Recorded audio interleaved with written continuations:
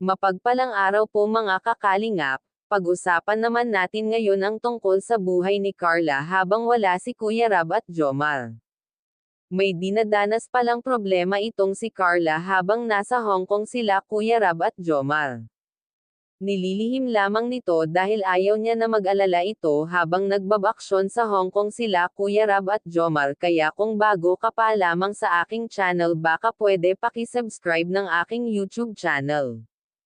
Kaya wag po muna skip ang aking video para malaman ang nilalaman nito. Dahil nga sa ayaw ni Carla na ma-stress at maesturbo ang bakasyon ng Team Kalingap sa Hong Kong ay nilihim niya lamang ang nangyari sa kanilang pamilya na di umano lolo nito ay pabalik-balik nga sa hospital. At ang pera nito na naipon galing sa mga sponsor nito ay nababawasan na dahil para naman daw ito sa kapakanan ng kanyang lolo. Ilang araw na nga daw ito sa hospital at labas-balik ito. At bago po ang lahat ay gusto ko lamang shoutout ang ating mga minamahal na mga viewers at supporters. Alam naman natin ang tambalan ng jump car ngayon na marami ang naghihintay ng part 22. Ngunit ang puto vendor natin ngayon ay dumadanas ng labis na kalungkutan. Pero dahil sa tambalan nila ay pinipilit ni Carla na mag-concentrate sa episode 22. Para daw sa mga viewers nila na laging nakasabay-bay sa kanila.